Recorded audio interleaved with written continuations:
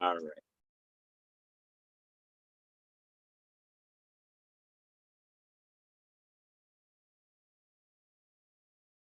All right, it looks like we are on YouTube now. And let's see. All right. Hello, everybody. I am going to start a chat here with my good friend Berdie in just a minute. But before I actually start the show, I want to make sure that we're live and that people can see-hear us. So if anyone lands in the in the stream or in the chat box, if you can let us know that we are live, that would be great. But it is possible looks like someone's in there now. So let's see. Yep, we got a hello. So we're good to start the show. All right. Hey, everybody. Welcome. This is a special episode of Strange Mosaic Live. My good friend, Daniel Berdichevsky, who I lovingly call Berdie, is here in communist regalia and all. Berdie, how you doing, my friend? Doing all right. Thanks. Always happy to spend a little bit of time with you. It's been a while. We've been meaning to do this for a bit. Life has gotten away from me somewhat, so I'm happy to do it with you tonight. We're going to talk really interesting things like OBEs and other dimensions of mountain urban life with weird water fields below and Nelson Mandela, Timeline Lord, stuff like that. But before we get to the really interesting stuff, I need to make a few announcements.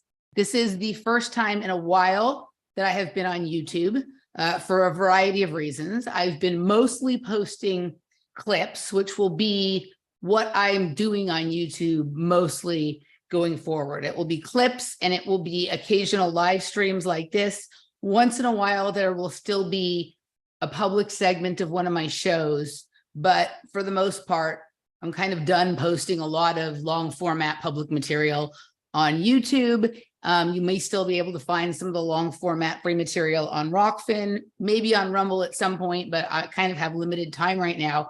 But what I will be doing with all of the clips and every time I do a live stream or a public segment, I'll be making sure that everybody has promo codes for any of my communities on locals. And I see that like Patreon now has a promo thing. I haven't figured it out yet, but I will occasionally do one of those as well. I would love for people to come join us, but I have just decided that investing a lot of time and energy in YouTube anymore is mostly a waste of time.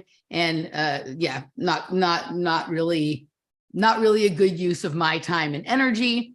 I did have a strike a couple of weeks ago. It was the first time I ever got a strike, so I wasn't able to upload or stream or do anything for a week. And it was kind of during that period that I made the decision that I had been playing with for a while. They gave me a strike for a 3-year-old video. And then 5 days after they gave me the strike, they changed the policy that they gave me the strike for. So it wasn't against the rules when I made the video, and it's not against the rules now. But the last week that it became against the rules at some point in between, they decided to give me a strike for election misinformation. Which is fascinating for me because I don't actually care about elections. So I don't know if they were just trying to dig through and like get everyone that they could a strike before they loosened their policy.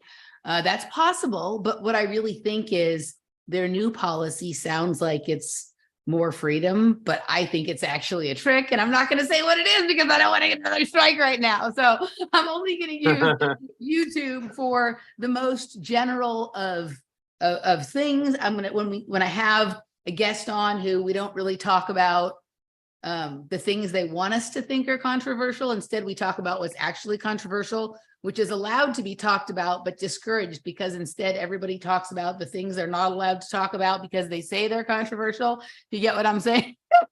It's like quite the game we have going on here. So that's what's going on. But Berdie's here with me tonight.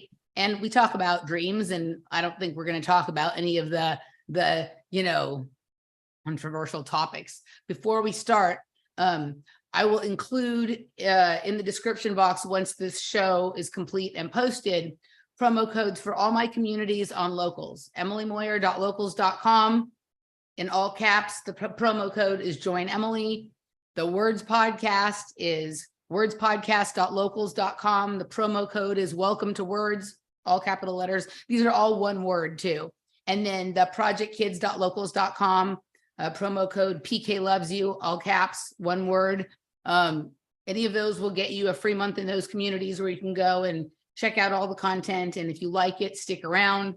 Also, I recorded a 3-hour show with my good friend Danny today. We spoke to a very interesting gentleman who has a very unique Substack, and that will be out probably sometime next week. But Danny wanted me to let everybody know that she is doing the language of sovereign authority workshop on both Sunday and Monday this week, and that if you use the promo code LSA, all caps 111, then my audience gets a discount. Normally $155, it will be $111, and you can sign up through dannycats.com or quantumlanguaging.com.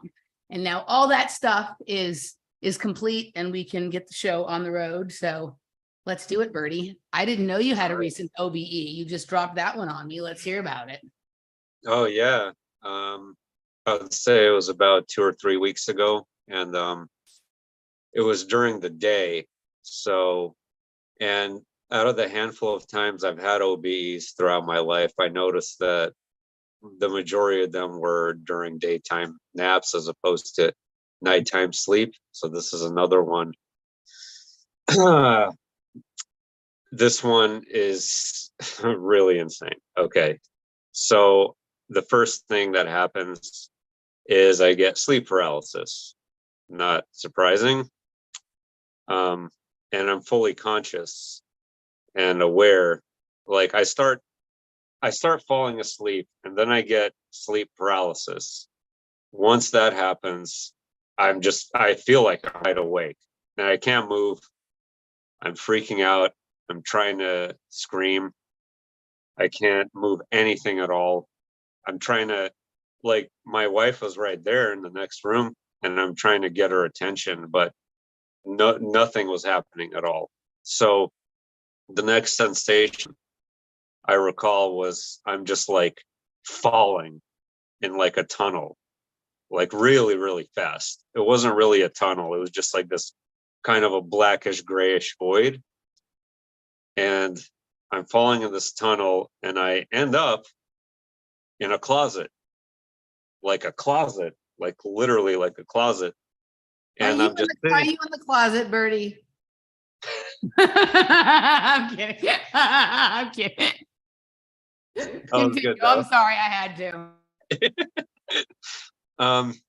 And I'm just sitting there and fully aware that I'm in what I could sense that's where I was in. And someone opens the door, and it's this blonde girl with long blonde hair, kind of resembles Alice in Wonderland or Alice in iPad Go 2, whatever you want to call it. I never got a really good look at her face, but she sort of was surprised to see me, gives me these strange looks, and I follow her out of this closet into this house. The house looked kind of generic, suburban, with one exception. Instead of like standard yellow or fluorescent lighting, all the lights were red. Everything was a reddish dim color. And she takes me to this room, and there's a bunch of people there. Except when I say people, that's not really an accurate description. They were pale as a ghost, very, very white, but they were not just white skinned. They had white eyes. Like they did have what you would call like an iris and a sclera, but it was hardly visible at all. You know what it looked like? This is kind of silly, but the best description I could give is like their eyes were like popcorn wall, like in an apartment, like right here. I don't know if you probably can't tell anything here. Yeah. But that's what their eyes were like. They were kind of creepy, but I didn't get a creepy vibe from them. So there were all probably about a dozen people, I would say. And it was just these white-eyed people with this dim red lights. And I noticed myself inside a circle, but it was another avatar. Like the out of body me was observing myself inside a circle where a dozen of these people were surrounding me. They were um, basically, it almost felt like a ritual.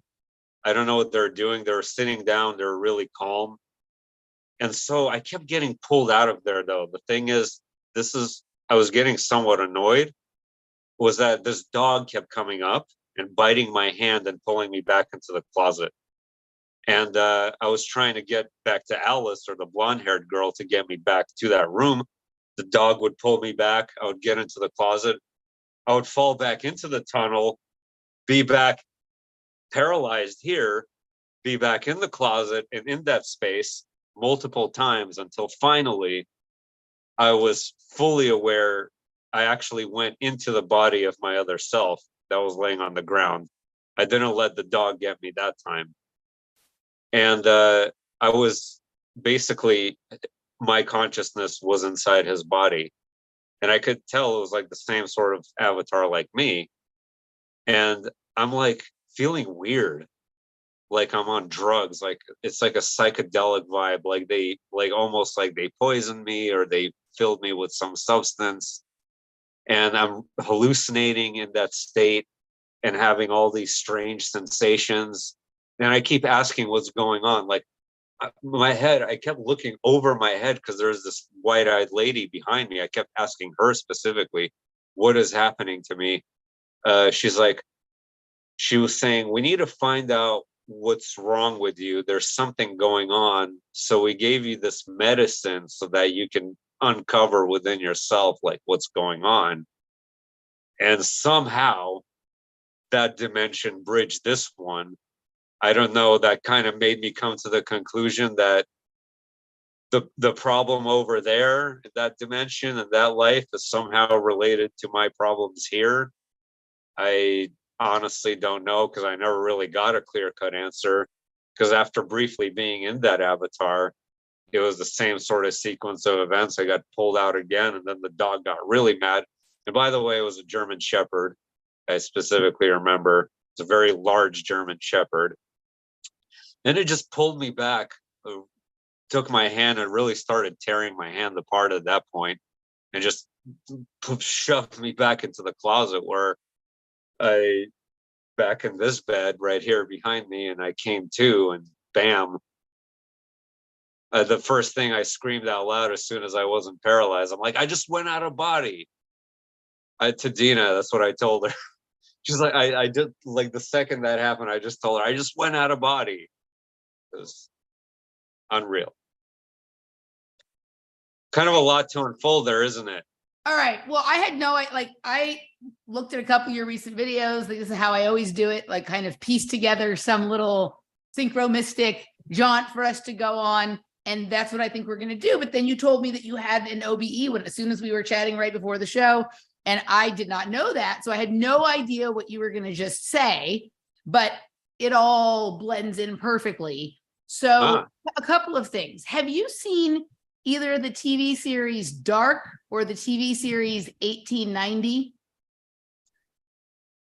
I saw 1899. That's what it was. 1899. I'm sorry, 1899. Yeah, 1899. It's about like this lost ship. I saw a couple of episodes. I couldn't get into it for much further though. Okay, so I did not like it at all the first couple of episodes, but by the end it was like, oh, this is really interesting. And then they canceled it. It's not coming back. And I'm sure, like, I don't feel as suspicious about this cancellation as I do about some others. I could see how some people wouldn't really be into it for exactly the reasons that you weren't and I wasn't to begin with. But the level of revelation that sort of came in the back half of the series, which was just one season, I'm like, oh yeah, this is going pretty far. Now, maybe like when they were done with it, because so much of it is off-putting, they're like, yeah, we can put it out there and it's just going to be one season, so no big deal. But if they were to continue, they would have to go, they would have to go somewhere with this that would be very, very revelatory about how things, actually, I could see how it connects in some ways to a Mandela effect because of the effect of replication that happens. But the boy is basically accessing other dimensions through little like holes in the floor, underneath the bed, and dressers and things like that.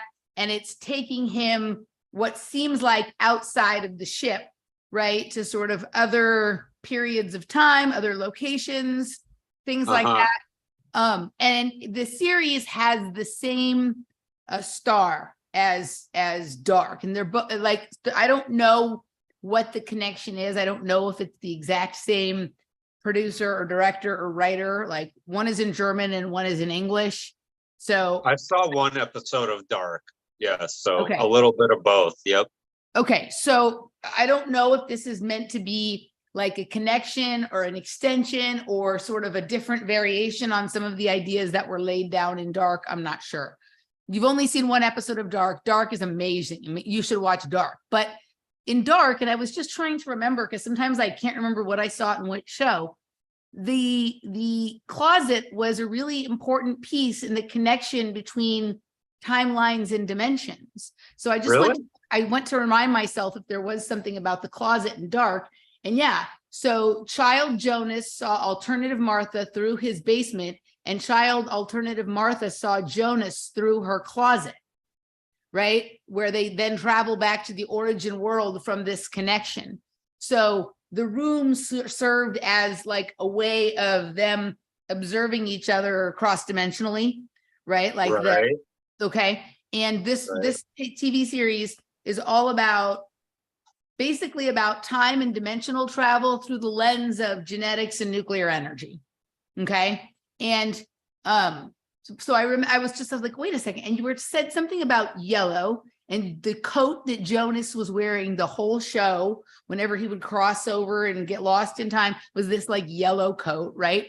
But you also said that everything was this red lights. Remember, you also talked about red lights in your Island Chain #1 video, Island Chain in Another Dimension. You said you were in an airport that was like all these weird red lights that felt like if you took Times Square and put it inside an airport. You remember that? Yeah. Okay, so you said that about red lights too. But just coincidentally, like on Sunday in Conspiracy Cocktail, one of my listeners and friends started telling me a story, and then I realized she had told me part of it before, but she told it with some more details, right, this time. And apparently there's like some phenomenon on TikTok about some gentleman named Danny Goler who did DMT. And when he did DMT, for some reason, he shined a laser light at a wall. And then he realized that between the light and the wall, so like you shine it at something, but then sort of in the area between the laser beam and the wall, there was like this weird like code coming down, like almost like another reality that was like all this code. And like, I think she said something like pictures or images would drop down. You can't see it without the laser light, and you can't see it when you're not on DMT. And other people have been able to replicate exactly what he said to do. They got the same laser light. They did DMT. They shone the laser light at the wall, and they're seeing this code going down. And when you're talking about you're in the closet, you're in the dark, and then you come out, and there's all these red lights, and then you're saying there are these people that's eyes look like a white wall, right? Like it almost sounds like you're on the other side of the light. So basically this would be that like somehow laser light, and I probably am getting some of this wrong. I haven't watched the video because I don't use TikTok, right? Yeah. I would love to talk to this guy, but she's going to send me, I think she has an iteration of the video that's not on TikTok that she said she'd send me. So almost I'm going to look this up. Yeah. The laser light creates like almost a hallway that is a different reality. And you can sort of see into that one, how some sort of code is like running this one, like or something. I'm not sure I understand completely what the implication is. Is it that we're seeing into, that they're seeing into a different reality, right? Or that they're seeing the thing that projects this reality, that there's a code, and then there's this sort of light projection that makes us think we're seeing all this shit, but it's really some sort of code. If you ever listen to like Chris and Cherie Geo, they will talk about Claude Shannon, who like he found like some algorithm in the makeup of like the fabric of space and time that seems to like show up over and over and over again. So I'm wondering if that's what they're seeing is Claude Shannon's algorithm, and if somehow that is generating the experience on the other side, like that code exists between the laser beam and the wall, and then over here we think we're like in a real whatever the fuck this shit is, right? But what you described to me sounds like you somehow crossed over into that space, and you're looking at people who look like they have a white wall for eyes. So if these people are watching against the wall, the light is shining off that wall, the projection might make it look like that's their eyes. Right? So and you're sleeping, so that's DMT. You were taking a nap and you had an out-of-body experience. So that is the definition of a DMT trip. Right? That would be fascinating if they were observing you. I'm like, that's just, I think that's the level of weird that we're getting to here. What you said about that you were in a circle of about a dozen people and that you were observing, like you were part of the circle, observing. But I was laying down. They were around me. They were around me. I was laying down. Yeah. Right. But you also were observing from that point. You were observing yourself. You were laying down. And then eventually you went into the body. This sounds like an experience that I had just a few miles from here back when the Austin City Music Hall was around, which is where I had all my early and most memorable sort of interdimensional or transcendent experiences.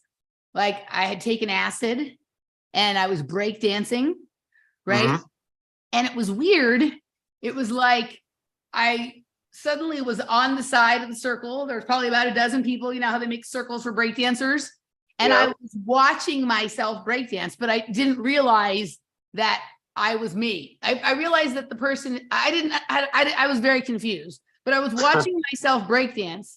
And then at the end of my breakdance, I did some little trick to hop back to on my feet. And when I did that, I landed in the version of me that was in the circle watching, and I looked up and everybody's gathering around me clapping. And it was like weird because I didn't even understand that I had been split and then put back together. And kind of what you're talking about sounds pretty similar. Yeah. Interesting. Okay. So interesting what you said. So sleep paralysis, I always have my, like the sort of other alternate visions or like weird kind of remote views or very lucid kind of, it feels different than when I have a lucid dream in nighttime sleep. When you have the thing in the daytime where it's like a space in between waking and sleeping, it feels different. It's like the difference between taking a nap on the couch and in the bed or on the chair and right. There's like some difference when it's in the day. There is, yeah. Right. Like that's always when I have these like alternate places where I really feel like I'm in some little subterranean dimension of something or other. But I sometimes I get sleep paralysis with those, but not always. I had an interesting thing recently. I did a show about it with Nish and JJ. The night my mom died, right? I was having a dream about sleep paralysis. So I'm one of those people, like I used to suffer terribly from sleep paralysis. And then at a certain point, it kind of retreated. And when I stopped doing so much drugs and I started eating healthier, and it's not that it never happens now, but it's very rare, right? Whereas before it was like almost every night, 5 times a night, like it was horrible to sleep, right? But occasionally I'll still have it. But this night, I don't know if I actually had sleep paralysis or if I was having a dream about having sleep paralysis. But whatever it was, in the dream, I was trying to explain to someone what was happening, right? And so I was talking about it, and the person said, We call that old hag. And the moment she said that, I woke up because my phone was vibrating and it was my sister calling to tell me my mom had died. Right? So those, like, whatever that is, that space in the sleep paralysis where there's like connection to all of these other sort of realms or fields of information or whatnot, it's palpable. And then if you go look into the legends of Old Hag, which is like one of the, or Old Crone, which is how a lot of cultures talk about the sleep paralysis, like that was exactly perfect that happened. It was like, that's the way one would get, like, you know, how that my mom was passing and that she was kind of letting me know. And that I got to sort of witness her kind of send off and whatnot. Right. Right. But the sleep paralysis aspect of like trying to yell for someone, I can't think of like a more like hopeless endeavor other than like rooting for Andy Roddick at Wimbledon when he's playing Roger Federer, right? That I ever engaged in. But like that was, I did a lot of that. My mom was actually one of the only people who I knew who understood sleep paralysis, like on the level of having it that I was, you know, would experience it. So it was interesting that she communicated that way. You should really watch Dark. You should definitely watch Dark, especially like because of the nature of a lot of work, the work you do. Right. I think I saw 2 episodes actually, now that I think of it, but still it's only 2. Yeah. Watch it. And the 1890, like as well, you actually even look a little bit like that little boy. Right. And this little boy is some kind of lucid dreamer or other world creator. Now the question arises, and I'm not going to spoil too much for you, is like, is this a simulation? How many simulations within the simulation? All this kind of stuff that sort of moves into possible Mandela effect kind of territory. Well, I'm glad you told me it got better, because around episode 3, I think I saw 3 or actually, so it started to feel a little bit cheesy to me. So I just kind of like, But if you said it gets better towards the end, then I'm not saying this is a masterpiece of a great TV show. I'm saying there's a lot of information given, right? That connects. Yeah, the Black Pyramid. I think there's something with that Black Pyramid for sure. Well, you'll see like all of these like ends up in all these tunnels and squares and things that are kind of like what you're talking about. What do you think that you just like fell into another reality? Like, okay, why not? Like an entrance to another world could surely be through a closet door. Like, what do you think was going on? No, my opinion is, I think that's a parallel life in that dimension. Someone left a strange comment saying that, I don't remember exactly what they said, but something, the red lights are red for a reason, because it would be sensitive to those type of eyes, something to do with mitochondria or DNA or whatever. I don't know like what that means exactly, but I think that parallel life, which if you want to put a timeline to it, I would probably equate that to being a future life, pulled back to my current reality.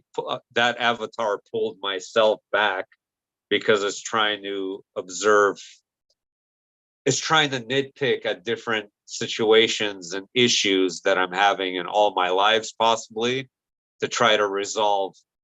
It's like a subconscious probing, basically.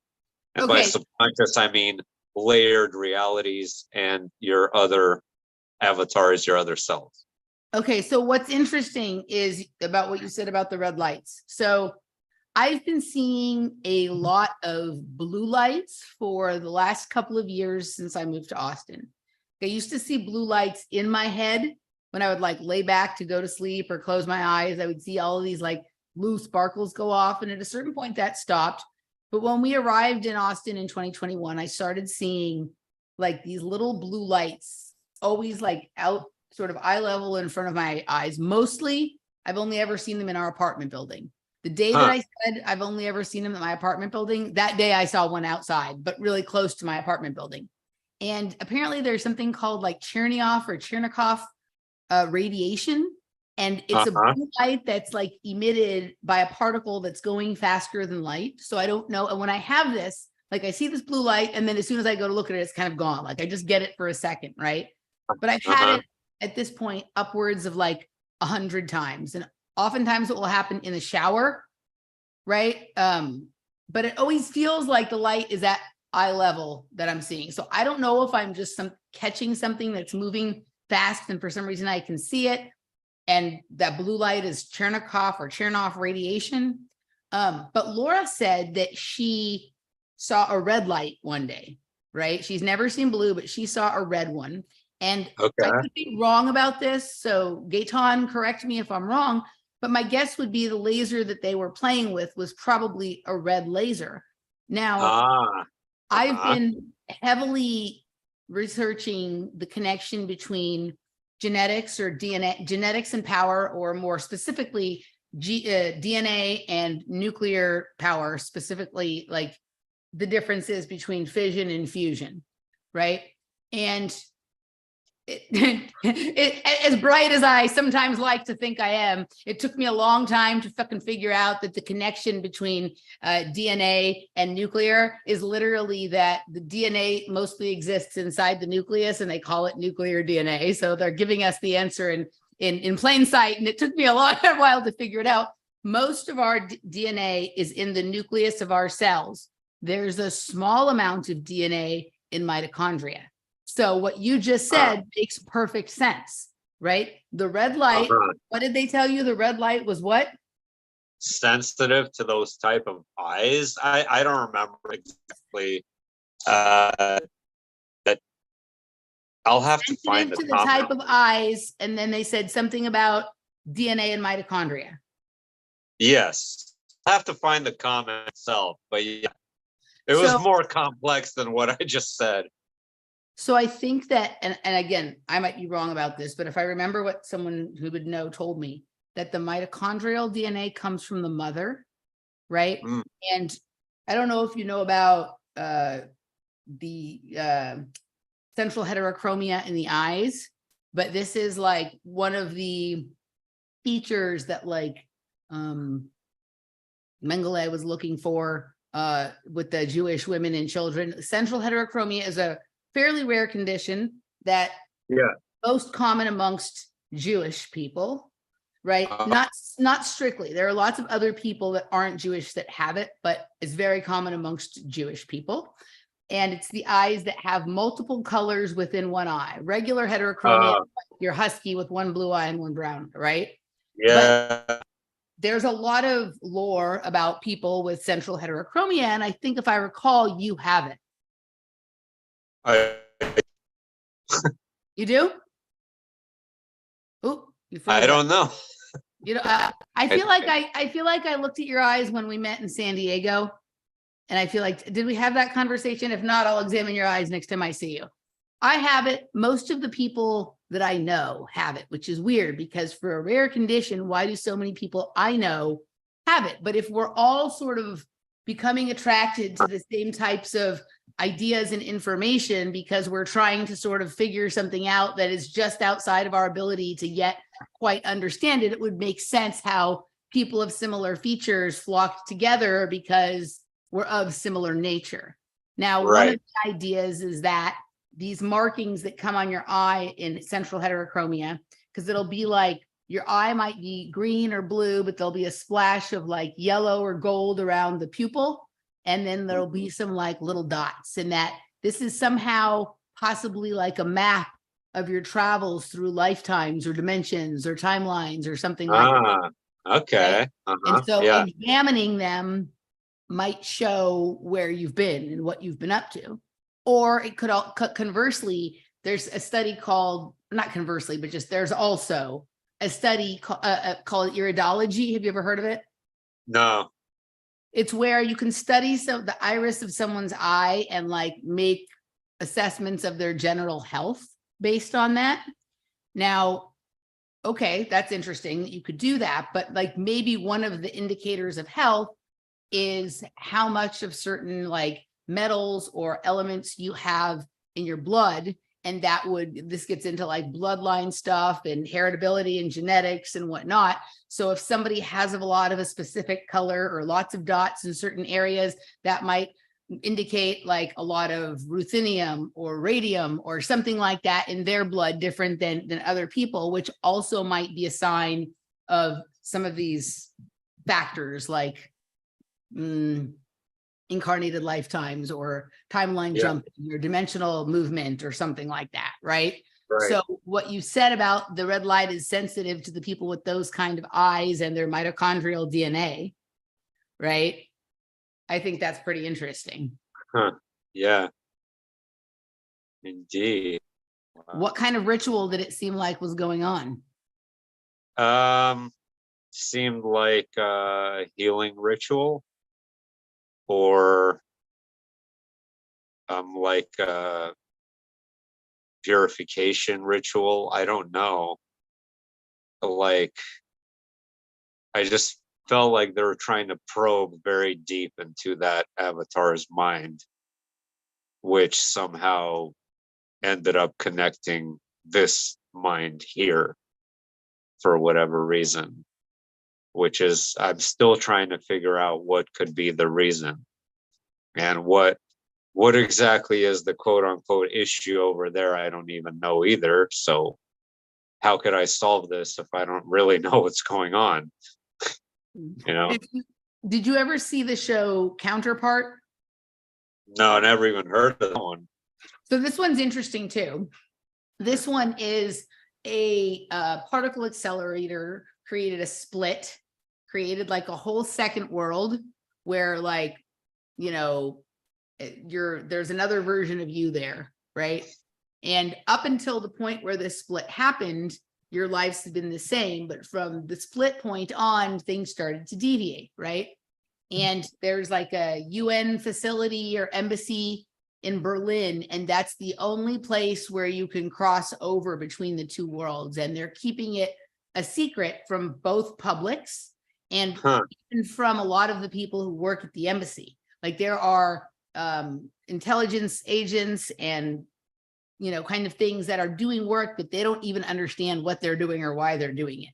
But basically, they're measuring the differences between things on each side. And though the two places, like, theoretically are the same, the people are theoretically the same, they have different problems on one side. Like, one of them had a thing that seems like COVID, right? And they think, like, the people who know that there are two sides, they think that it was the other side who, like, sent it over there. And like, one side has cures for some diseases and the other side doesn't. And one side has a pollution problems or environmental problems and the other side doesn't. And so there's both things going on. Like, theoretically, they're kind of at war with each other, but they try and maintain the peace. And then they're interested in sort of making deals around trading solutions to problems that each side has, right? Right. They're doing all of this outside of the knowledge of the general public and even a good portion of, like, the governments and the intelligence agencies, right? So what you were talking about sounds kind of like that. And the room that they move across, if they're occasionally, they'll do like switcheroos, right? Or someone will be allowed over and they're then in the same side as their counterpart, right? But they go through this interesting passage in the middle that has like a scanner, like you told me about in that one dream that you had. Remember, like the scanner to go into the earth or to the out, right? That kind of thing. Like they have something like that they have to go through to move over to the other side. But sort of what you're talking about sounds like that. And then it also sounds a lot like the other universe in Fringe, where, like, when Walter went over there, he was like astonished at like some of the medical technologies they had on the other side that were like so advanced, right? And that other things that we had, they didn't have, right? So it almost sounds like kind of an intelligence operation. Like, there's a problem on that side that they're probing your mind and the problems you have for the solution, or vice versa, maybe something like that. Yeah. I mean, yeah, that definitely could be. I mean, it was very, very generic looking house, but doesn't honestly mean anything, but this whole environment just kind of seemed. I meditated on that entire area later on. I don't know how accurate the information is I received, but that whole world is kind of, or whatever I observed from there was kind of very calm and generic like that, with these scattered houses everywhere, and saw a big red sun. So more red lights. You have a red sun and you have red lights in the houses, and you have these generic standard houses scattered about. It kind of looked like a pretty peaceful place, actually. Just very strange. Interesting. Yeah, I would be interested in you taking a look at some of these shows that I've mentioned and sort of kind of feeling into that. I mean, it's always the thing like, well, maybe one shouldn't like pollute their stream with outside information. But my feeling is that people come up with the ideas for the shows based on ideas that, or experiences or dreams or whatever that they've had that are similar to what you're talking about. And so if enough people are having them, then those places have to be real on some level. And if there's identifiable similarities between yourself and other people that are experiencing similar things, then we can begin to look at like either a location based or a genetic based or some other factor that's in common that is important to the experience or that ability for that. Right. What do you think the significance of the German Shepherd was? Ooh, I've been thinking about that one for a while. We lost your face. I can hear you, but I can't see you. Wait, I can't see you either. Wait, hold on. There you are. Okay. I really thought a lot about that German Shepherd.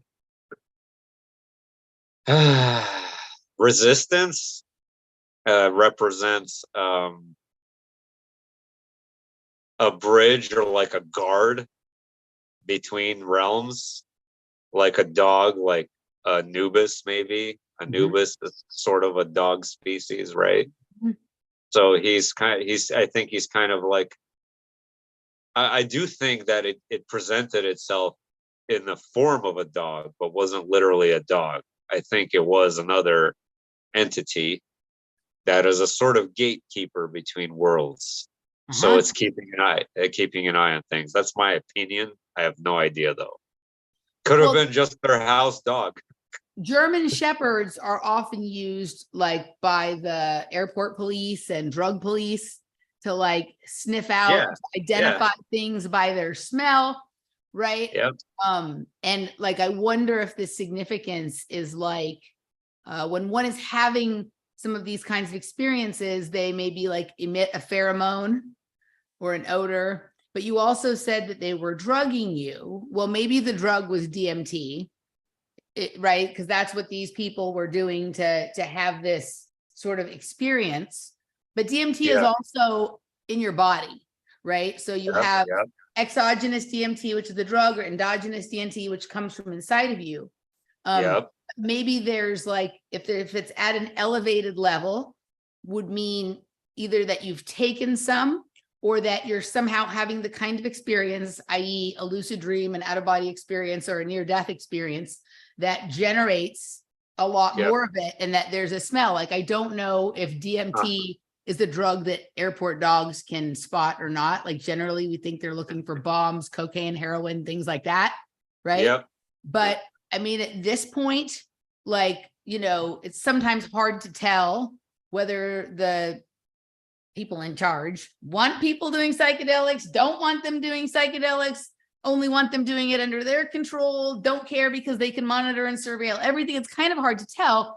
So I wonder if, right? But that dog kept taking you from where you kept going and sending you back to either the holding zone or all the way back to your bed. Yeah. And then it seems like, or Alice or whatever she was. Alice character. I forgot about the Alice character. Okay. Yeah. I kind of see her as like a soul guide, maybe, or spirit guide. character, maybe. So Alice, is the character in I Pet Goat 2 is Alice in Wonderland, right? And she's there on the I Masonic. think. Yeah. She's there on the Masonic floorboard, right? Yeah. And there's an apple, right? Yep. Okay. And she's in a circle too. She's in a circle as well in that And Barack Obama is like dancing, like he's dancing around, and George Bush is dancing around. It's George Bush who's dancing, right? Yeah.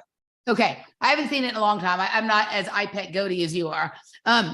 Okay. But in Dark, Yeah. Jonas and Martha are both running lodges, like secret societies. But both of them have taken other names as they've gotten older, right?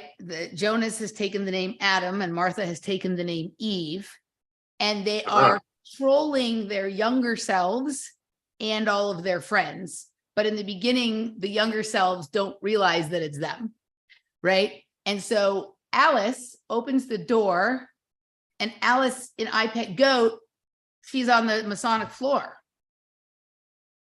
Right. So this is like making me think of this character, the revelation of Eve / Martha as anyone other than Jonas's girlfriend in timeline number 1 doesn't become significant until later in the series. And then you find out that she's running a counter lodge.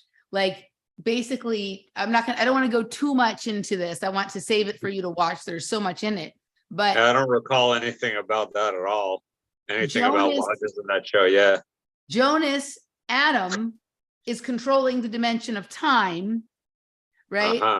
And he's basically controlling movement through time. And Eve, Martha, is more focused on like dimensions or separate realities, right? But their lodge is actually connected. Her lodge is on like one side of a wall and his is on the other, almost like in your closet, or what they're talking about here, the basement and the closet door, right? Jonas and Martha. So you gotta go see it. I'm dying for you to see this and kind of come back with what you think. It's the Germans, right? The German show. That's the one we're thinking of, right? Yeah. It's dubbed in English now, so you don't have to read subtitles the whole time. Okay, yeah. Yeah. Gotcha. So, all right. I would love to hear your thoughts after you check that out. Anything else you want to, could you sort of just not compare, but how does it stack up against your near-death experience? Like what were some of the similar feelings and what were the differences, or it was so different that there's not even a comparison? Oh, there's definitely similarities. Similar, especially the pulling sensation when I just fell out of my body. That was pretty similar. And then the very obvious thing, which I didn't mention, unfortunately, was that, I mean, it just felt 100% real. Like the whole, like it didn't feel like a dream at all. Like it literally felt like I was there experiencing this thing happening in this other dimension with these strange people. How long they were not scary though. They weren't like malevolent or anything like that. I didn't get a bad vibe from them, nothing like that. No, I think they were just people observing the other reality on the laser hit white wall in front of them. And right. So they were just like, what's going on? When you were in the dream, how long did this experience feel like it took? Inside, how long did it feel like it took? It felt like 4 or 5 hours probably. And how long were you asleep for? But I was probably in sleep paralysis for like less than a minute. Right. Isn't that crazy? Yeah. It's so great. Like sometimes I've had like, wow, I was gone. Like it felt like I was just in a whole other world. And it's like, oh, I've been asleep for 7 minutes. Right. Like, wow. Have you ever heard, do you know who Ari Shaffir is? Sounds familiar. He's a comedian. He's like one of Joe Rogan's friends, but he sometimes will talk about his experience on Salvia Divinorum. And his trip. I've been researching that. Did you hear that? Not his, but I've heard of other people's experiences. Right. It was like he had a whole other life, right? Like he lived a whole other life. And like when he came back, it was like, I miss my wife and my child. Like, right? Like, I don't know, he was a high for 15 minutes or 30 minutes, but in that time, he lived a whole other lifetime.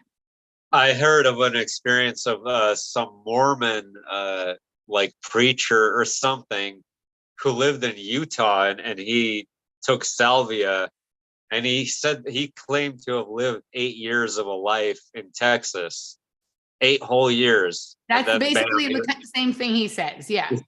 yeah, Right. And he had a wife and a kid and he went to work and blah, blah, blah. And right. That's pretty crazy. wow. So, okay. So, and then like anything that were significantly different than the NDE, like, wow, this is a strange compared to, or not so much. Well, yeah, I mean, different in the sense that it was a completely different environment. I mean, that was, well, I experienced, like, what I call total timelessness in the NDE. It just felt like zero, like nothingness and everything at the same time. But this particular space did seem like it was kind of on a linear progression of Yeah. events, right? So it was, kind of similar to this dimension in that sense. So that's probably one of the biggest differences. And then obviously there's, physical forms. And in the NDE, it was all blue, yellow, red orbs of light. So, and then, well, I mean, excluding what I observed on the earth, I'm talking about the actual heavenly realm is what I'm referring to. But yeah. And for Yeah. people who aren't familiar with Berdie's NDE, he's talked about it many times on his channel. We've touched on it some here, but I think you were also interviewed on the Big NDE channel. What is that channel? And people can go listen to you describe it. What's that channel? Man, I don't remember the Send name. it to me later and I'll link it in the description. Yeah, I'll send it to you. I've probably been on like 15 or 20 different interviews already. So, which is, but I'm really grateful. Wasn't there like one really big one that had like, there was, yeah, that one views? had about 600,000 views. Can't remember the name of the channel though. Yeah. That was one of the more recent ones. Yeah. Yeah. Yep. Okay. So, are we good on that? Should we move on to, my little sort of synchronistic attachments to some of your recent? Okay.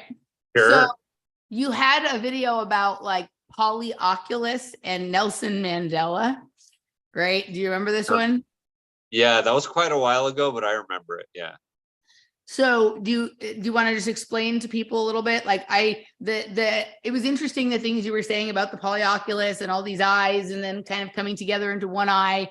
And then you kind of made a shift to talking about Nelson Mandela. I don't exactly remember why. Do you want to just give like a little background of what was going on there? And then I can tell you what I thought was kind of interesting. Okay, I'm trying to remember. Is this the one where I was talking about the two people sword fighting? They're sword fighting, and I saw into their eye, and we're talking about eyes again. This entire show, we're talking about eyes. Yeah. And inside the eye, basically, your eye is actually, there's a synchronicity right there, because in that video, that might have been the video before that one. Okay. But I was talking about how the eye is basically like a fractal of infinite dimensions, how through the eye you could access your infinite avatars. Yeah, that's so is that the video? I don't think so. I think this is the next one where you were talking about this sort of like polyoculus. You were like, it's not a regular oculus, it's a polyoculus.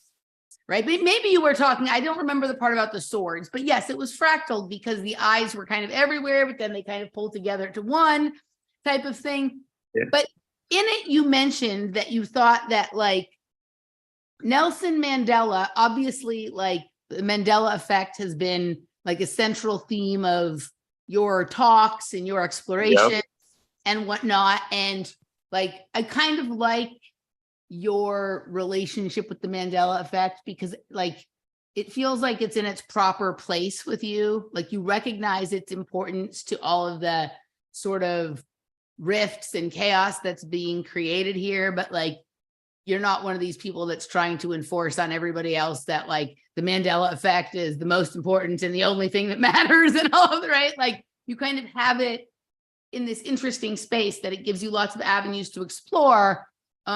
But it doesn't sort of dominate all of your thinking. At least I don't think that's not my experience of you.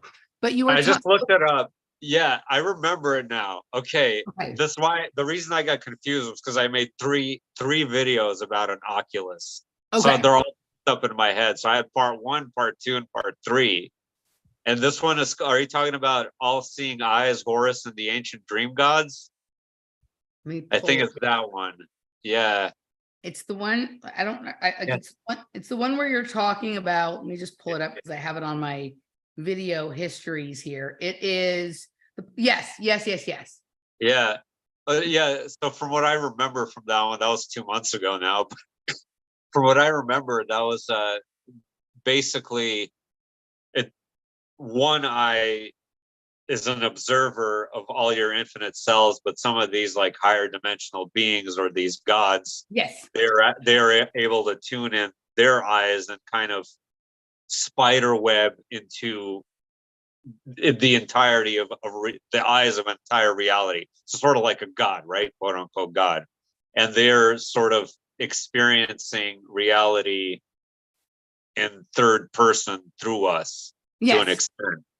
Yeah, something like that. Yep. And you were saying stuff like the amount of dreams or experiences or memories that they collect from their peering through our eyes or dreaming our dreams or thinking our thoughts or whatever goes into building them into a bigger and bigger entity or a bigger and bigger deity, right? Yeah. Okay. Yeah, exactly. Yeah. So this sounds a little bit like in the book Inside the Earth by Radu Sinamar, he talks about how planets get created, like from an accretion disk to this giant thing that has all of these characters. Oh, did you just see I had one of those little lint UFO? Whenever something specific things are talked about, something flies through that doesn't actually exist in the real room, but shows up on the screen. It's kind of weird. So he would talk about how planets grow to their size based on like this energy built up of, they're like a god that has had increasing amounts of attention paid to them and kind of like what you're talking about, like experienced things through others, and it's built them into this giant planet called Jupiter, which is also a god, which is also like, you know, characters in mythology and whatever. So when you were talking about it, it reminded me somewhat of that. And then somehow you segued into Nelson Mandela, right? And that you thought he was like, obviously he's the Mandela effect is named after him. Even though sometimes I think the Mandela effect would more appropriately be titled the Mandela effect, right? But it's named after him. And you were talking about how important you think he is to sort of creating timelines or creating sort of sections of timelines. And you didn't really go too much into that. But I was wondering if you would be willing to go sort of into that, because I think so too, right? And you have a memory of Nelson Mandela dying in 1993 while he was in prison that lots of other people do. And I'll be honest with you, I can't say one way or another whether I do or not, because in 1993, I just was, I don't know, I was like focused on a different set of things at that time in my life than. No. Well, I was like 5 years old. It's not because of that I remember it. It's because I, around, I don't know, like 8th grade or 7th grade, I had to do this end of the year school project on Mandela. And I just remember that project particularly well, more than most other ones. And I remember talking about him dying in prison and being, first of all, he was in prison for like decades before he died. Yeah. So that's how I remember it. But I was 5 years old in 93. Yeah. So you remember it from research. Okay. So like, I can't say, like, I don't know. I think I became at some point, like in my life, aware that, oh, like they're having a big celebration because Nelson Mandela's not in jail, but like I can't say one way or the other whether I felt like he had passed before or not, because I wasn't paying attention to those kinds of things. So like I can't say that one like I can say some of the other Mandela effects, right? Yep. But I have been to his jail cell at Robben Island in South Africa. Oh, wow. Okay. Right.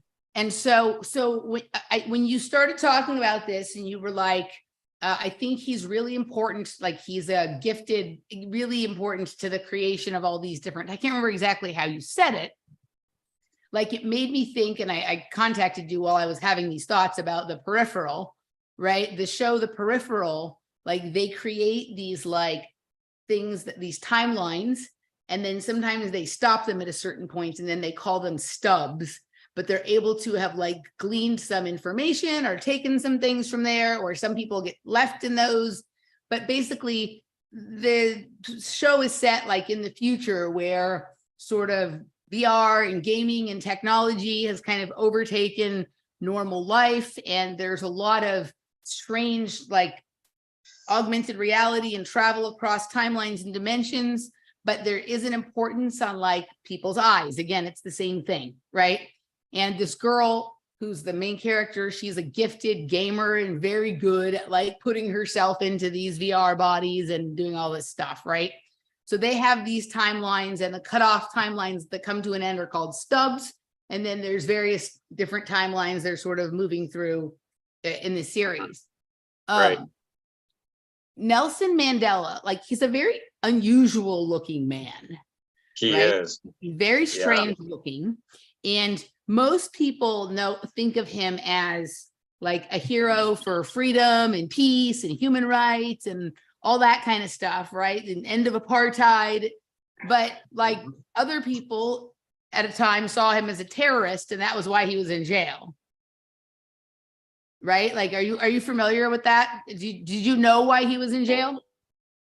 Yeah, for bombing buildings and Yes.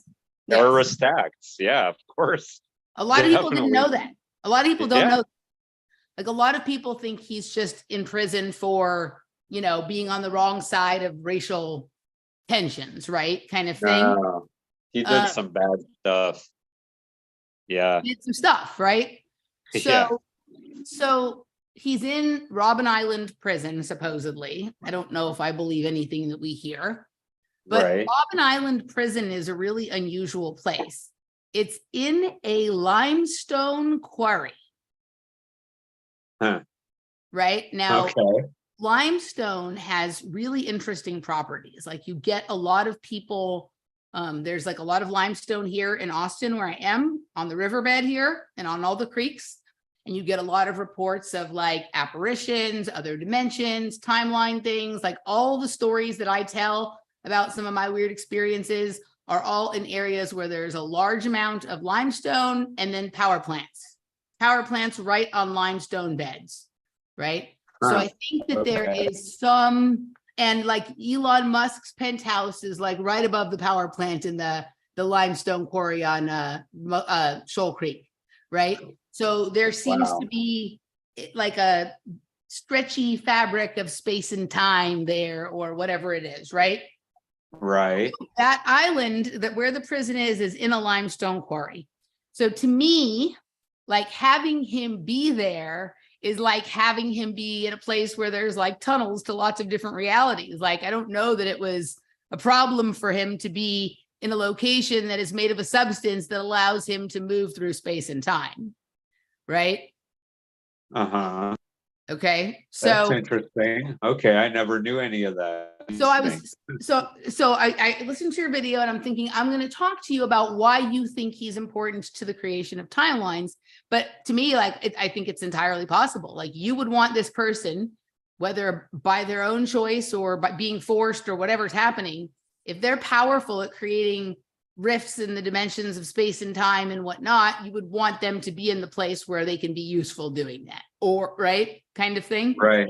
So I already wanted to talk to you about that. And then I always think about this when I think about Robben Island. So when we were done with the tour, where we saw the limestone quarry and we saw his jail cell and heard all the propaganda and whatever. Yeah. Like, you wander around the island. It's like quite a beautiful island. I don't know if you're at all familiar with it, but I will show. Not at all. Okay, so I'm going to show you, because your next video was about like you had a video about you saw a different dimension of California, and then the next video was about like an island chain dimension, right? So I was looking into your different dimension dreams, but right. This is Robben Island, right? So it's just off the coast of Cape Town in South Africa. And like, if you look at this, like, sure, this is a place you can take a picture to do like a postcard, but like, what if this is also like a window to another reality type of thing, right? But there's a limestone quarry. I'm just going to see if I can show you a picture of the limestone quarry. All right, see? I think there's even pictures of Nelson Mandela with the limestone. So we went down into this area here on the tour.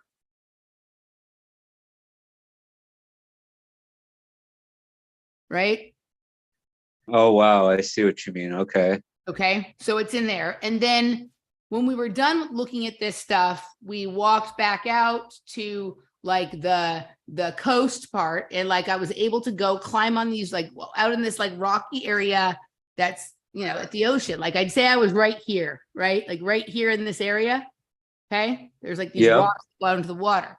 And I remember looking down on the rocks, and there was salt crystals on there, but it didn't look like regular salt crystals. It looked like prisms, like little rainbow. Like, I picked it up and I touched it and I tasted it and it was salt, but it was more like a rainbow, you know, quartz crystal or something like that, right? And it washes up on the water, washes up on the water, on the rock, and then the water leaves, and it leaves these crystals that dry in the sun and shoot like prisms off, like little rays of prismatic light, right? And this is like way back before I was even into all this stuff, but I remember that it really caught my attention. So I thought about that when I thought about talking to you about Nelson Mandela. And then I started watching your video about your peep into the other dimension of California in Hemet. Yeah. And the reality that you were describing. So I want to hear what you have to say about Nelson Mandela and why you think he's so important to this sort of timeline creation. And then I want you also to explain this peep into another dimension you had in your waking life in Hemet. And then I'm going to tell you why I'm telling you this. That's a really tough question. Why Nelson Mandela? I think one of the reasons is because the way or the manner in which he was imprinted into the minds of the masses throughout history, I think is much different than a lot of other historical characters. I don't know if that makes much sense or not, but I think the way he has an effect on people's consciousness, it's his character has a way of imprinting itself onto people in a deeper way than even people like George Washington, for example. I don't know, for some reason when I hear Nelson Mandela, there's like power in those words. And I think you're onto something when you said Mandala. It's possibly his character has something to do with some sort of spell casting, or in terms of like the person himself as a soul, I really have no idea. I mean, he could be some sort of ET himself that's incarnated here and doing this all himself. I really don't know. But that's a really interesting question, why I think that. I'm not quite sure, but I'm going to stick with that for now, is that I think his image has some kind of an effect on people's psyche than as opposed to other characters. Would you agree with that or no?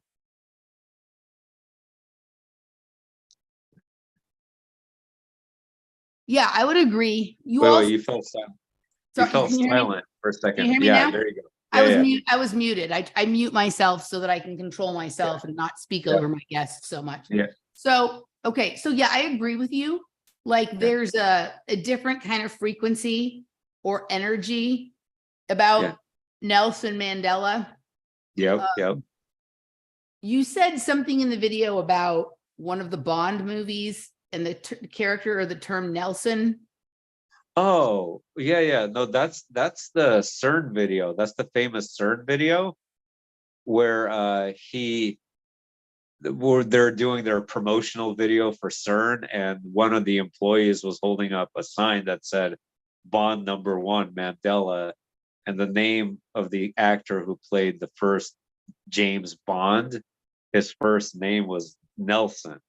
So he was literally holding up a sign that said Nelson Mandela in the CERN video. That's what I was talking about.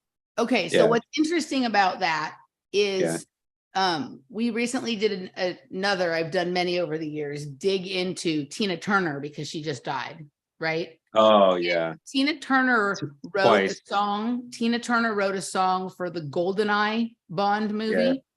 And the video was quite interesting. Her moving in and out of dimensions. And like what we think of as a walkway, you can see later is a pyramid, which it makes me wonder if the pyramids are actually walkways up to another reality or another dimension.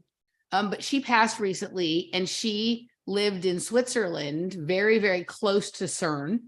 And if you dig into her history and her lyrics and her background, it's very obvious that like she was sort of like the goddess of the Mississippi River, right? That she sort of activated that on a certain level. And it goes perfectly with Goro Adachi's time river schemes. But she was living on Lake Zurich when she passed. She lived the last many years of her life in Switzerland. She's a Swiss citizen, right? Okay. But the proximity to CERN is quite interesting. And if you like, this was a person that had a very unique gift of energy that kind of imprinted itself on the reality in a similar but different way than Nelson Mandela. And she's also pretty weird looking. Have you ever really looked at her face? Oh, she does yeah. not look like a typical Black woman in any way, right? And not just that. Nelson Mandela. Yeah. Not just that. She died twice to me and many other people too. Are you serious? Yeah, absolutely. I clearly remember her dying a long, long time ago. Like, I would say like 2005. And what were the circumstances? I don't remember exactly what the circumstances were, but I just remember her dying very long ago. Actually, the most important thing was that her abusive husband, I remember him dying long after her because he lived in my local area right here. And it was big local news. And he died like in 2014 or something. Yeah. And I'm like, oh, well, now that when he died, I'm like, well, now they're both dead. I don't remember how she died back then, though. But to me, and not just me, many other people, that's a Mandela effect. She's a Mandela effect for me. Well, what would be interesting, she's not a Mandela effect for me, but here's a connection you and I share. Ike Turner used to live in Chatsworth where I grew up. And he had a table. There's this little Southern soul food restaurant about a half a mile or a mile from like the area in Chatsworth I always talk about that, like, you know, there's like some sort of junction between timelines there or whatnot. He had that area is really strange. I know what you're talking about. Yeah. Is it like, it's like between there and like Simi Valley, that rocky area is so strange. There's something going on there. Yeah. So that's where I grew up. Yeah. Right. Yeah. And that's where all these weird experiences that I talk about took place. That's where the Manson Tunnel is. I'm making the case right now in the Dark Matter show that Twin Peaks is actually based on Chatsworth. And like, I'm into all kinds of stuff about it. And it's just my narrative, my synchromysticism. I don't care if anyone agrees or believes or whatever. I've had enough weird experiences there. But he had a table at a restaurant just outside of that. Right. And so I get that, you know, I didn't know he lived in San Diego. But it's interesting that you were sort of proximate to him, as was I, right? And there's the whole, you know, narrative and mythos around Ike and Tina Turner and all the abuse and all that kind of stuff. Now, what I'm wondering is, and I could look it up, when did Tina Turner move to Switzerland? Moved to Switzerland.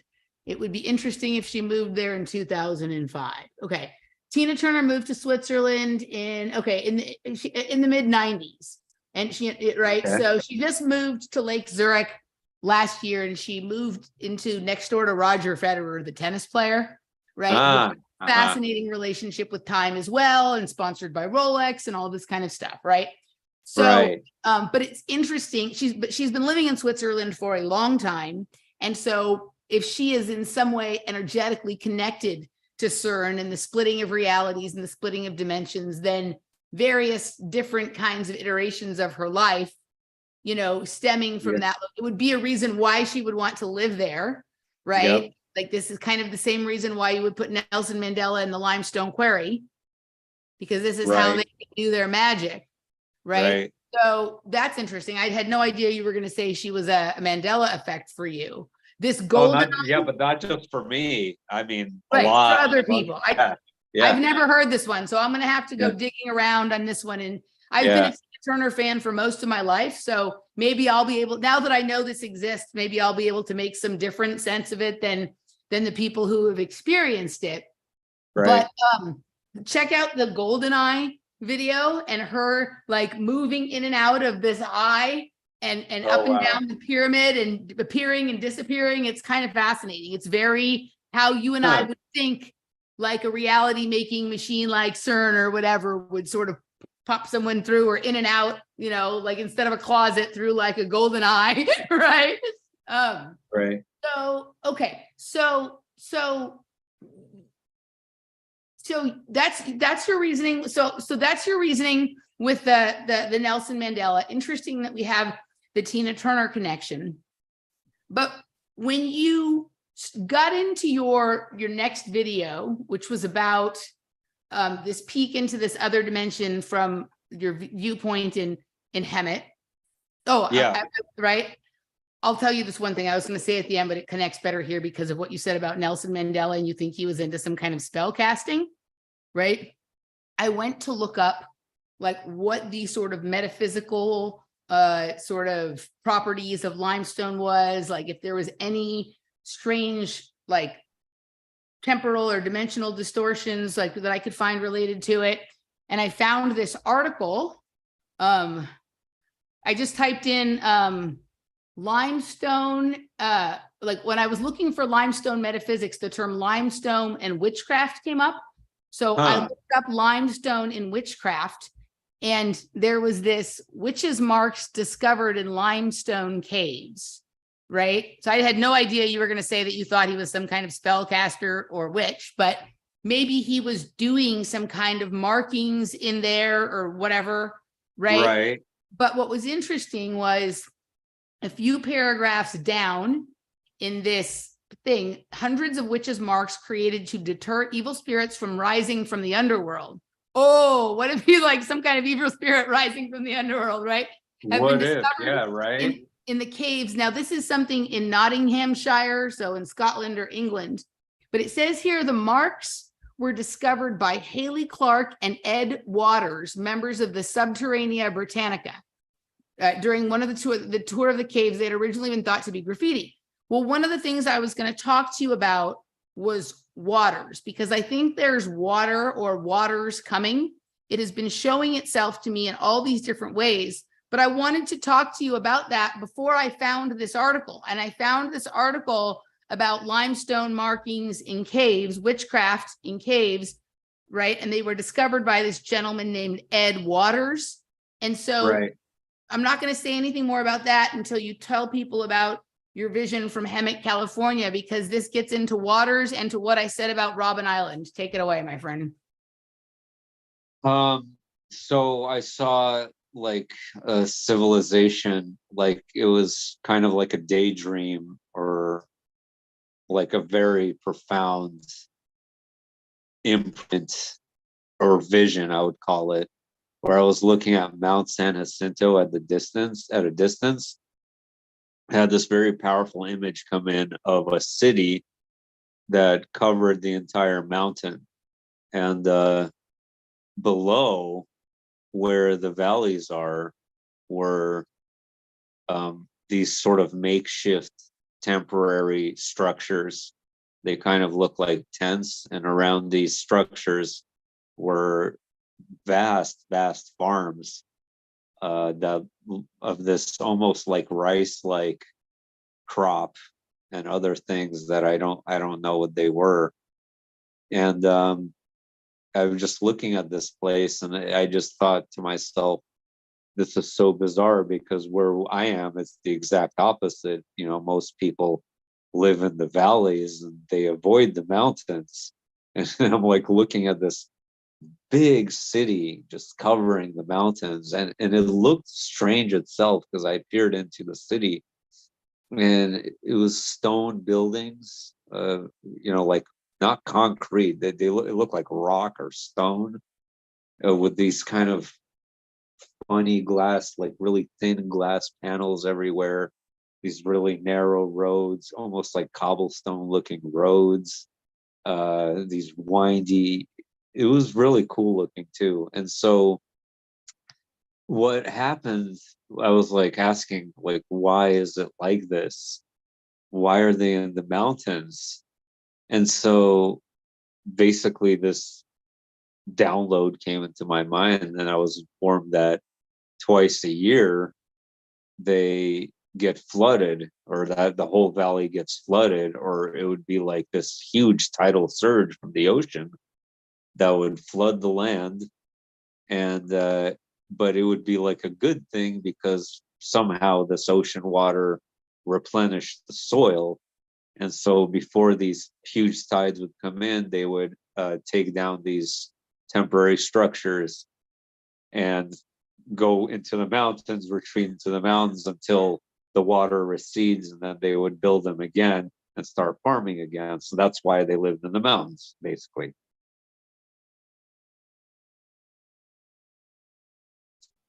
So sorry about that. You're silent. You're silent. So in the video, you were like, I know it doesn't make sense because of salt, like that wouldn't make everything grow well. Yeah, right.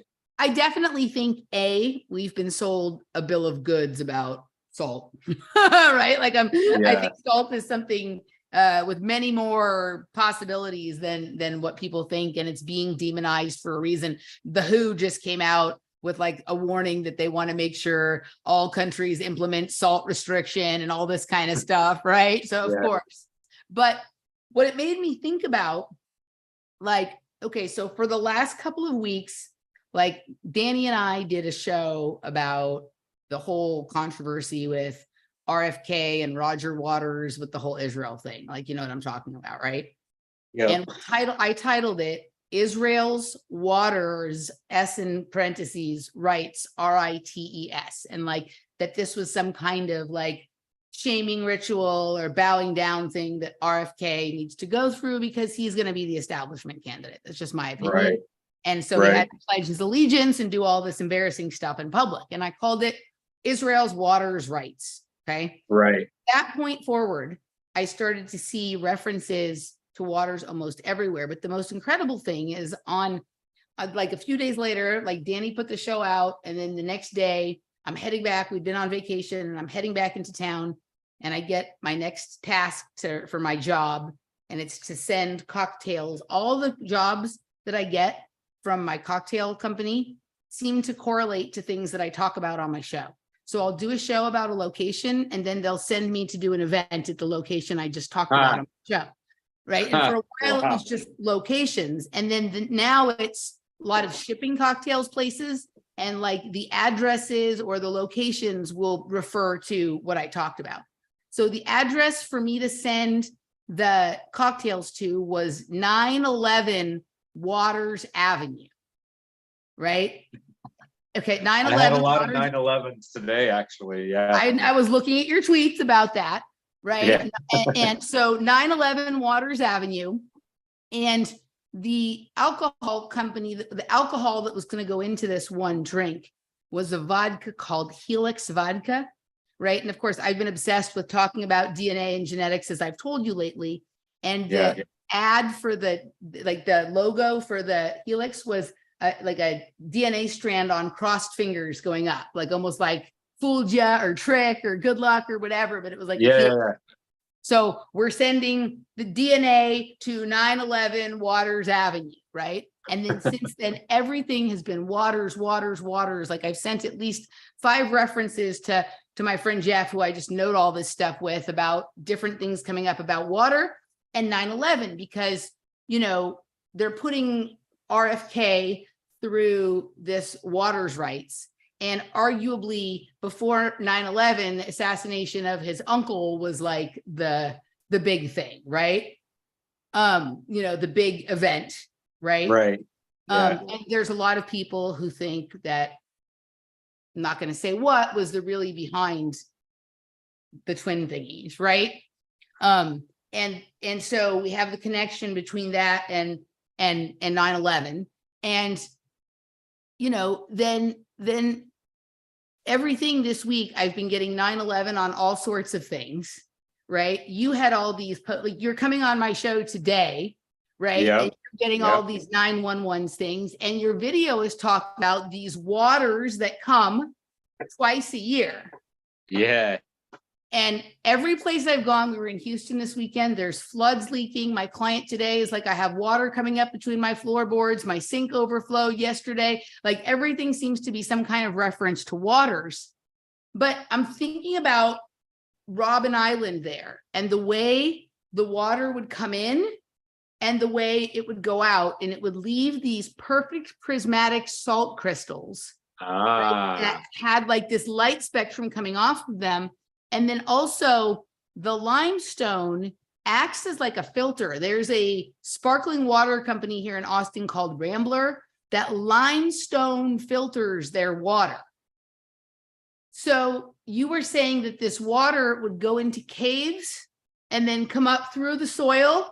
That's right. Yeah, that's what it was. It would flood the land, so it would wipe out the farm that was there, but it would go into these caves and then come back up through the soil and make for great farming. Right? Yep.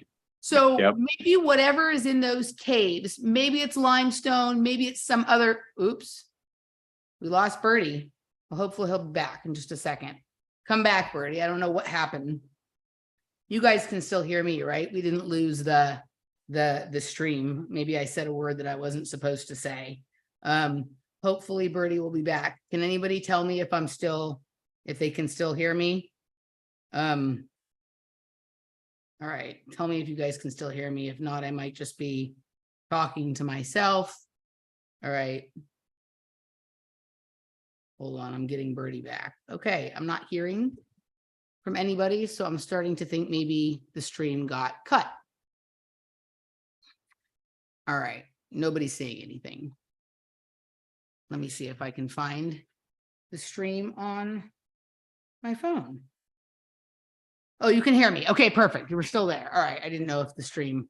Yeah, here, and Berdie's back. There we go. Okay.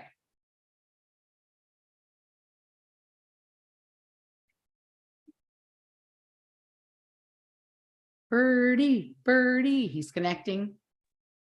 And he's Sorry back. about that. Okay, No worries. my bad. No worries. Okay. So maybe those caves are limestone.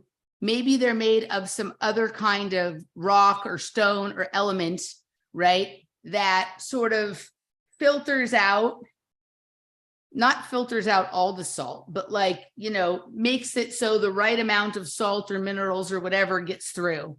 But I remember looking at these salt crystals that were washed up on these specific rocks near this limestone quarry and thinking these were like magical crystals, right? But it was salt. Like I picked it up, I put it in my mouth. It was salt. We see all these fancy salts that are for sale, Malden salt, Jacobson salt. They're all special properties. I haven't seen anybody selling the rainbow salt from Robben Island, but I'm wondering what the properties in terms of like dimensional or temporal kind of things, right? You're seeing this other reality that the way you described it, like these patches of land had like pink and yellow and green, right? Like it was very colorful. Are you familiar at all with Harry's berries? No. Okay, so these are super gourmet strawberries that are grown in Oxnard, California. You know where Oxnard is, yeah? Yeah. Okay, I have seen them for as much as $25 or $30 for a box of strawberries. And when I say Wow. box, I don't mean a flat, like a crate. I mean like one little box, right? All the gourmet restaurants want to serve them. They're very hard to find. It's like a cult thing.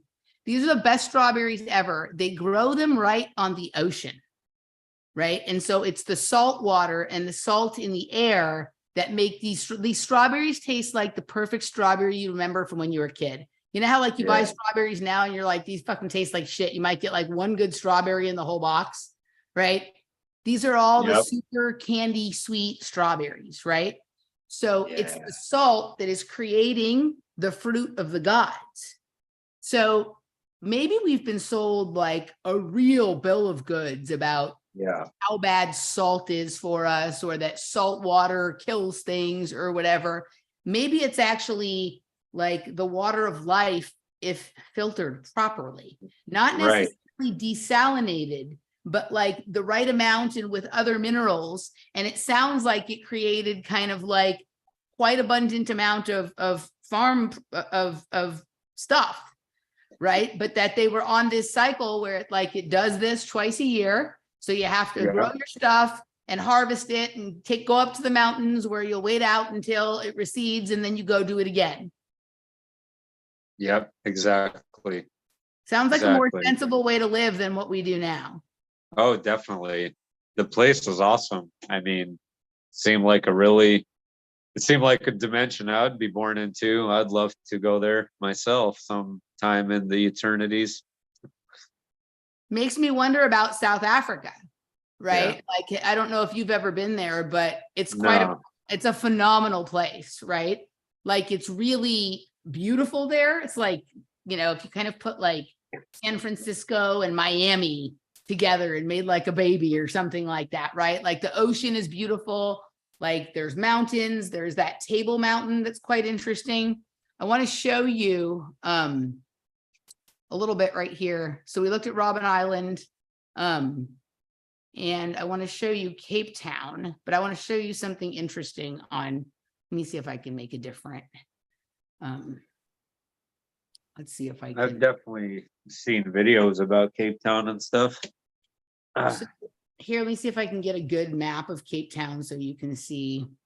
All right, let's pull this up here and I'm going to screen share. All right, so you see where Robben Island is. So here's Cape Town, and you see Robben Island is over here. Yeah. That's interesting. There's a town near it called Philadelphia, making me think of the Philadelphia experiment, which I've been talking about a lot lately. Okay, right. So here's Robben Island, right? And across on the other side of the Cape, there's this area called False Bay. You see it? False Bay. Huh. False Bay. And Table Mountain Park is between it, right? See it? Right. Yeah. Okay. If you zoom in on this area near False Bay, there's this really weird thing here called a bird hide, right? You see the weird geometry here? Oh yeah, that is weird. And then there's this, look at this thing right here. You see this? Yep. All right. It's near this area called Musenberg. See it right there? And there's these famous multicolored houses along the beach here. They're like rainbow houses. This is Musenberg. There's this weird neighborhood in this area that's all named after like planets and stars. And then there's this bird hide right here with this strange thing to the right of it. If I zoom back in on it, look at that, whatever that is, that facility or whatever that is. Yeah. And then look at these drum machines, these synthesizers. Yeah. See that? Right? Oh, right. That looks almost exactly like that thing. It does. Right? So like, I almost wonder if there's like some sort of sound being modulated there. Is everything good? Do you need to go? Oh, okay. No. Okay.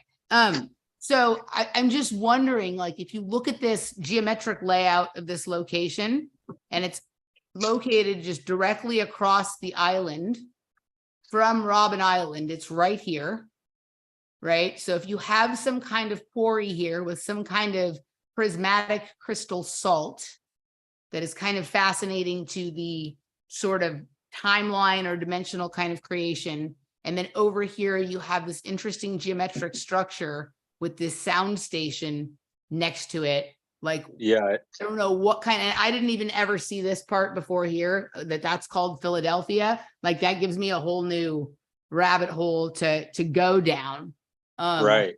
But these were sort of my reflections on Nelson Mandela and him being there at that limestone quarry in this place that sort of filtered this crystal out of the waters that came up, and this vision that you had of this other sort of California. I should show you what, like, if you go to Stellenbosch or any of these places in South Africa, the wine country there. I want to see if I can find you a good picture of Stellenbosch. It's like it's a wine area. Like, it sounds kind of like some of the area you described down below. It does kind of look like that. Yes, it does. Right? See all the roads and stuff like that. There's also this famous garden called Kirstenbosch, right? And they have like all the most incredible collections of proteas there, that pink flower, but it's down the flat part. Like, you can see it from the mountains up above, but it's down in the flat part, and you see all the colors. Yeah. Like, it kind of reminds me of what you were describing with the valleys. Yeah. Yeah, that does look similar. Yep. So I don't know what's happening. I agree with you about Nelson Mandela. I don't know. Do you think he's some kind of like Time Lord or some kind of like traveler of worlds? What do you think he is?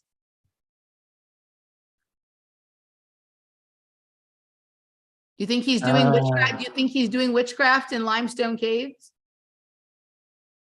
I don't think that he was in his particular lifetime involved personally with it. I mean, he might have been. I mean, I think it's more of like a spiritual thing, or his kind of eternal self that might be involved in it.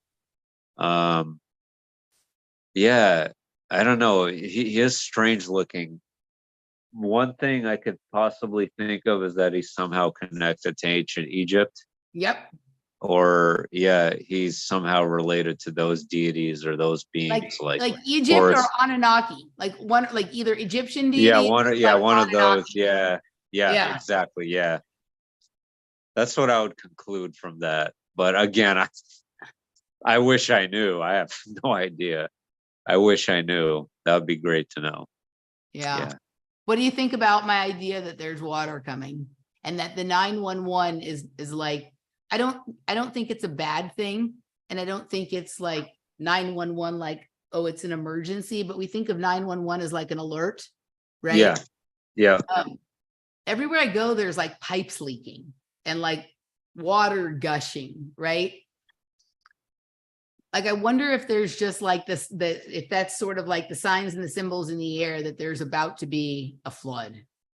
Well, I'll tell you this, right before COVID started, we had an office. I was working in La Jolla, and our main office was located at building 911, of course, and across the street was 911 too. And we had a huge flood right when they announced the lockdown, or somewhere around that time frame. There was a huge flood in the basement, and this is a rich, like, there's flooded Lamborghinis and stuff. And at first 911 flooded, and then 911 too. Both of their basements got flooded around that time. So that's funny you brought that up. That's really interesting. Yeah. Yeah. I know you do some interesting things for a living. So yeah. All right. Well, lots to consider. Let's I think we're gonna wrap it up, but let's go to the chat box here, because there's been people chattering all along, and see if there's been any interesting comments. I'm not good at this. I'm never good at looking at the chat while we do it. Oh my God, we got some super chats. Thank you. Thank you, Kathy. Thank you, Misty, Sylar. Appreciated. If somebody, I'm not good at like still paying attention to the stream and reading all this stuff. But if somebody has a question or a comment or something that you want Berdie or I to address, write it right now in all capital letters, and we will get to it in this last few minutes in all caps. That way I can see that's a question. And right, Dan and Emily are legends. I think that's your friend Danny Ashton that said that just anointed us legendary. Hi, that's Danny. awesome. I'm glad she's here. Yep, you're the one who connected us. I see lots of my friends here and lots of friends that dropped in over the course of the stream. Oh, there's someone named Soviet Technocracy, right? Loving your hat, dude. All right. So, okay. So far, I don't see anything in all capital letters. So I'm going to give everyone, anybody have a question or a comment for Berdie or myself? Berdie, do you have anything else that you want to say or talk about before we wrap it up? I thank you for the tour of your house as well. I don't like I don't like sitting down for too long. I'm kind of a little bit what do you call it? Restless. I'm a restless guy. Got to do stuff all the time. Yeah. I pace, I don't sit still. I drive everyone nuts. I can't shut up. I completely understand. Yeah. So can we talk about Kalindi? Okay, Misty. I think I know which Misty this is. So Kalindi, do you know who Kalindi is? Daniel? No, I don't think so. So this is the second time Kalindi's come up today. You guys will enjoy the show that Danny and I just recorded. It'll probably be out in a week or two. This is a gentleman named Vincent Rado who wrote quite an interesting article about Ukraine from a perspective that most people haven't looked into yet. But we were talking quite a bit about psychedelics, and Kalindi came up. So I'm probably going to end up doing a show with Vincent Rado just about Kalindi and some of the other high dose legends. Kalindi is a guy who took like large doses of psychedelics and sort of used them for time and dimensional travel. Like he would take 50 grams of mushrooms at a time and go through black holes and whatnot, and really tells the stories in a fascinating way. I'll send you a video because you might find some of it pretty interesting. Right. Oh, I want to see that for sure. Yeah. For him, the mushrooms were the same kind of portal that dreams are for you. Right. And he would come back with like really good intelligence. Nice. He also was like practiced African martial arts. And he was like this interesting guy who was like 75, but looked like he was like 35. Right. Like, oh, wow. But I will be doing something for sure, probably with this Vincent Rado guy about Kalindi. So I do best with talking about Kalindi with other people who are somewhat familiar with Kalindi. So I will get to it though, Misty. Thank you for asking. That's one of my favorite topics. So he passed away during COVID. It's kind of unclear still, like what happened. Like the sort of original release about it was that he died of COVID. And then later, like I heard that maybe he like got lost in a travel and couldn't quite make it back. Right. Because you got to be careful, you know, from the dimensions you've traveled to, sometimes it's a hairy proposition getting back to where you came from. Right. Right. Yeah. Yeah, so, for sure. Yeah. So, all right. Anyone got anything else? Berdie, tell people where they can find you, and you can listen to him talk about his dreams, his thoughts, his out-of-body experiences without my noisy interruption. Oh, my channel's called Dreams in the Cosmic Trip, and regarding the NDE, I'll just send you the link for that one. I don't remember, but you could just look up my name and I'll show up all over YouTube. Just put in Daniel Berdychevsky NDE. And you have like a lot of options for different interviews for the same story. So, you know, basically, but yeah, Dreams in the Cosmic Trip. Haven't been doing too many videos lately, but you know, I have 870 of them. So there's plenty to watch. Plenty to catch up on. You know, you had a post a couple of weeks back, like you were having a rough time a couple of weeks ago, like you were kind of in like the darkness. And you were pissing off some subscribers, and you had made a statement like, I don't care if I work my subscribers down to 1. I'm going to talk about what I want to talk about, and I'm going to say what is happening for me. I'm not going to right. And like, I get it. Right. Like, I think that when if and when we solve the puzzle, the room is going to be very small. Right. Like people don't like it sometimes. Right. you know, they're entertained by certain stories, but then like when it gets down to some of like the real shit and what's really going on, everyone's like, yeah, peace out, dude. Yeah. Right? Yeah. So, all right. Well, you have this interesting channel though that like dwindles down and then grows back and then dwindles down and grows back, right? You've been gaining and losing the same number of subscribers for a while. So Yeah, it's kind of funny. Yeah. all right, guys, we're gonna wrap it up. As soon as we cut the stream, I will go and post in the description box and then maybe in the first comment when that regular video renders, the links, the promo codes to all of my locals communities, so that people can go and check out. Like, I've produced a ton of content since the last time that I was on YouTube. I'm just not posting most of it here anymore. So, yeah, I'll post links to where you can find everything in promo codes, and I'll probably be back upon occasion with one of these live streams. I hope you enjoyed it. I always enjoy chatting with Berdie. Any final thoughts, my friend? No, just thanks for having me on. I really appreciate it. All right. Have a good night, guys. Yeah. Thank you very much. Bye, Berdie. Bye, everyone. Thanks for hanging. Bye.